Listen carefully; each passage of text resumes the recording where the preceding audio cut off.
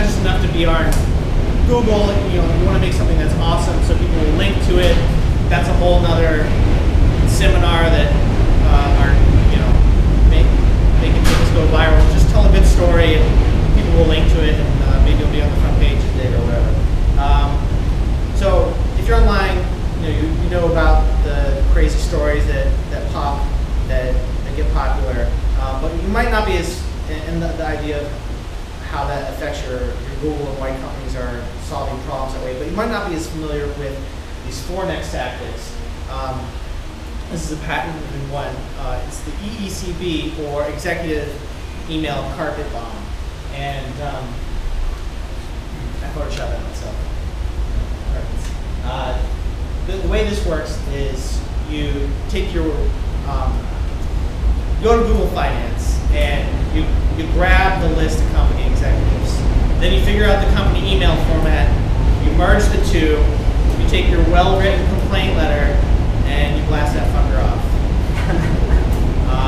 The second one is called Executive Customer Service, and what you want to do there is call the corporate headquarters, not the 1-800 number, and you ask to be transferred to the CEO's office. And you ask in your most professional voice possible, and they will assume that you're either an important customer or maybe another professional in the industry. And you're not going to reach the guy, obviously, but you will reach his secretary and or the customer's front.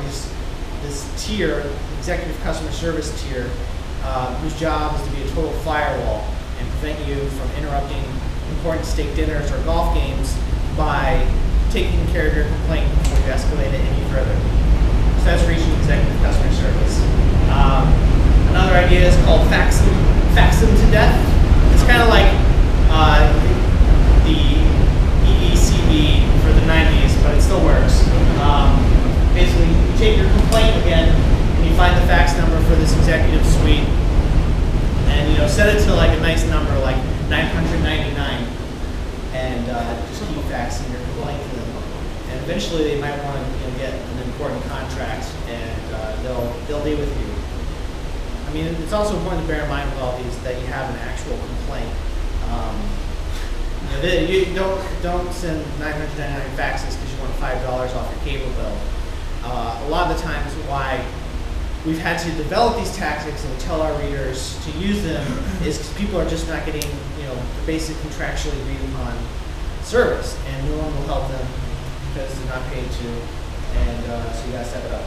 So this other one, Mr. Shareholder, I won't go over it too much, but basically you buy 1 share of stock and you call investor relations and you tell them that you're going to waive your vote to waive your right to vote by proxy at the next shareholders meeting and tell your story. They really don't want to be doing that. So they will take care of you. This other one is the town crier method.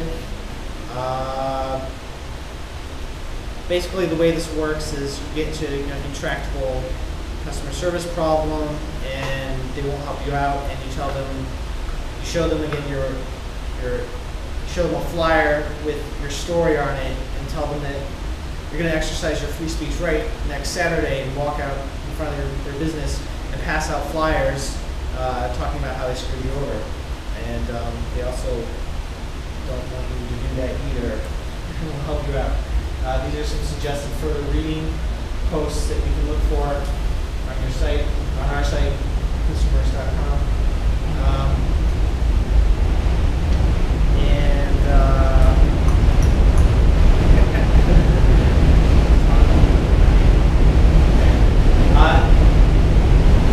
The one thing to remember with all of this is there's really only one tool, only one weapon you have against companies, and that's money.